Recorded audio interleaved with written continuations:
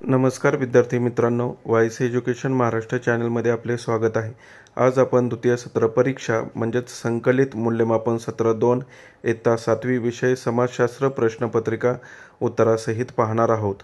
प्रश्न क्रमांक पहिला, रिकाम्या जागा भरा, गुण 6 कंसामध्ये शब्द दिलेले आहेत ते योग्य ठिकाणी भरायचे आहेत। इसवी सन 1630 ते 1810 या 250 वर्षाच्या कालखंडाला सामान्यपणे मराठी शाही म्हणतात।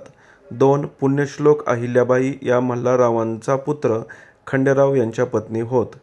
टिंबटिंबमध्ये नर्मदा काठी रावेरखेडी येथे बाजीरावांचा मृत्यू झाला एप्रिल 1740। चौथी रिकामी जागा पहा, राजाराम महाराज हे छत्रपती शिवाजी महाराजांचे द्वितीय पुत्र होते। 27 वर्षाच्या प्रदीर्घ लढ्याला टिंबटिंब असे म्हणतात। मराठ्यांचा स्वातंत्र्य संग्राम। विश्वकवी रवींद्रनाथ टागोर यांनी टिंबटिंब एक दीर्घ कविता लिहिली आहे। या प्रश्नाचं उत्तर आहे महाराजांवर। ही प्रश्नपत्रिका एकूण 50 गुणांसाठी आहे। शेवटपर्यंत व्हिडिओ पहा। प्रश्न क्रमांक 2, त्यातील एका वाक्यात उत्तरे लिहा, गुण 5। पहिला प्रश्न, पोर्तुगीजांचा पराभव कोणी केला? उत्तर, पोर्तुगीजांचा पराभव चिमाजी अप्पा यांनी केला। 2 स्वराज्याच्या आरमारातील महत्त्वाचा अधिकारी कोण होते?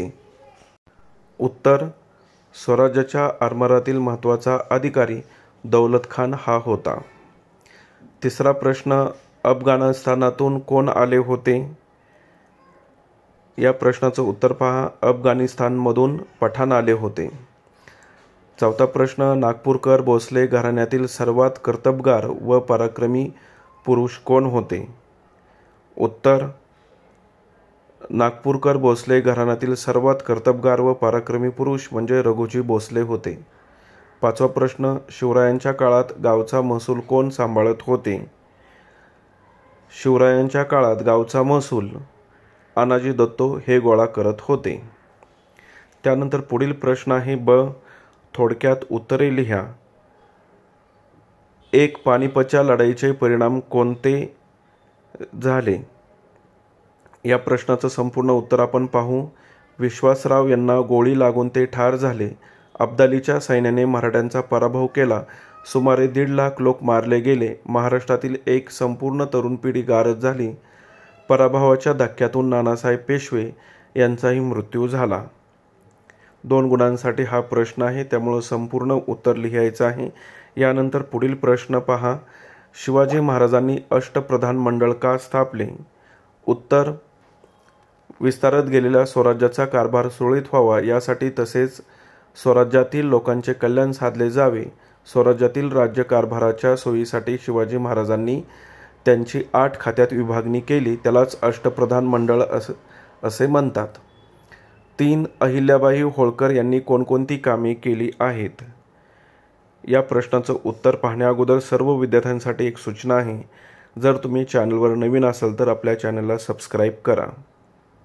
उत्तर पहा, नवे कायदे करून शेतसारा, कर वसुली अशा गोष्टींची घडी बसवली। पडीक जमिनी लागवडीखाली आणल्या। शेतकऱ्यांना विहिरी खोदून देणे, व्यापार उद्योगाला प्रोत्साहन देणे, तलाव तळी निर्माण करणे यासाठी त्या झटल्या। भारतात 4 दिशांना धर्मस्थळांवर मंदिरे, घाट, मठ, धर्मशाळा, पानपोया यांची उभारणी केली।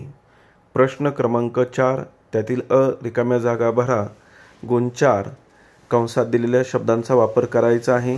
टिंबटिंब या वयोगटातील सर्व मुला-मुलींना शिक्षण घेण्याचा अधिकार आहे। उत्तर 6 ते 14।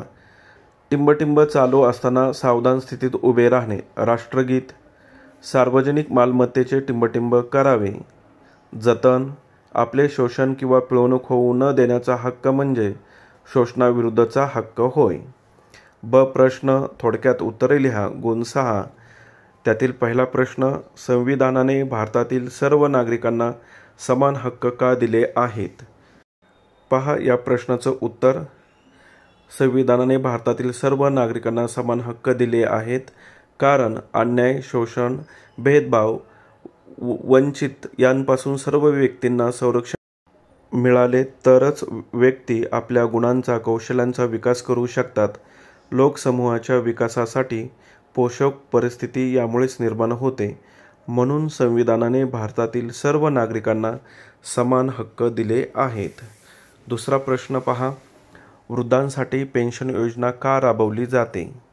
या प्रश्नाचं उत्तर पहा. उपजीविकेचे साधन सर्वांना उपलब्ध करून देण्यासाठी आहे.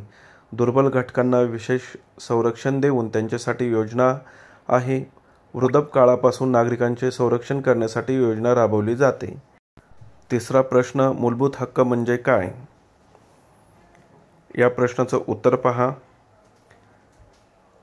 संविधानाने संपूर्ण लोकसमूहाच्या विकासासाठी पोषक परिस्थिती निर्माण करण्यासाठी भारतातील सर्व नागरिकांना समान हक्क दिले आहेत. अर्थात संविधानात समाविष्ट केलेल्या नागरिकांच्या हक्कांना मूलभूत हक्क म्हणतात. प्रश्न क्रमांक 5. त्यातील अ. रिकाम्या जागा भरा. गुण 5 आहेत. कंसामध्ये दिलेल्या शब्दांचा योग्य वापर करायचा आहे. टिंबटिंब सारख्या वाळवंटी प्रदेशात पाणवठ्याच्या क्षेत्रात लोकवस्ती केंद्रित झालेली आढळते. राजस्थान. निसर्गामध्ये असलेल्या स्थितीनुसार टिंबटिंब वस्तींचे आकृतिबंध निर्माण होतात. या प्रश्नाचं उत्तर मानवी. टिंबटिंब यांसारखी हिरवळीची पिके जमिनीत गाडून देखील खत तयार केले जाते. ताक किंवा दहिंच्या. समुद्र किनाऱ्यावरील लोकांचा व्यवसाय मासेमारी आहे. व्यापारी शेतीमध्ये विस्तृत धान्य शेती व मळ्याची शेती हे 2 प्रमुख प्रकार आहेत. ब. चुकी बरोबर ते लिहा. गुण 6. 1. विखुरलेल्या वस्तीत घरे दूर आणि संख्येने कमी असतात. बरोबर. 2. कृषी पर्यटन हे पर्यटन व्यवसायातील एक नवे क्षेत्र आहे. हे सुद्धा वाक्य बरोबर आहे. 3. दक्षिण आफ्रिकेत जेव्हा उन्हाळा असतो तेव्हा ऑस्ट्रेलियात हिवाळा असतो. चूक. भारतातील शेती ही मोठ्या प्रदेशात विखुरलेली आहे. बरोबर. 5वा प्रश्न. समुद्र किनाऱ्यावरील लोकांची वस्ती म्हणजेच कोळीवाडा. बरोबर. 6वं वाक्य. एक पीक पद्धती हे विस्तृत शेतीचे ठळक वैशिष्ट्य आहे. बरोबर. ड. प्रश्न. उत्तरे लिहा. 9 गुणांसाठी हा प्रश्न आहे. त्यातील पहिला प्रश्न. मोसमी प्रदेशांखाली दिलेली वैशिष्ट्ये कोणती? उत्तर. ऋतुमानानुसार वारे दिशा बदलतात.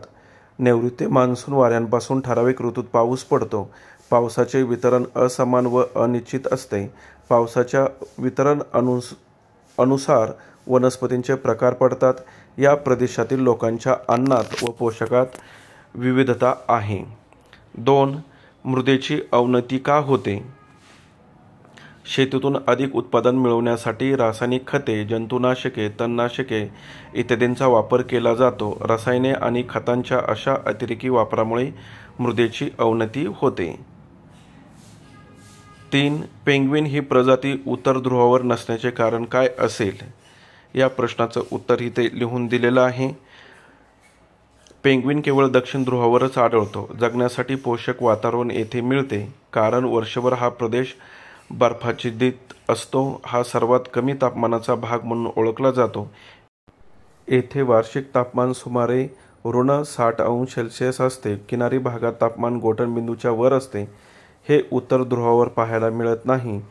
म्हणून पेंग्विन ही प्रजाती उत्तर ध्रुवावर नसण्याचे कारण हे असेल. अशा प्रकारे आपण संपूर्ण प्रश्नपत्रिका पाहिली आहे. धन्यवाद.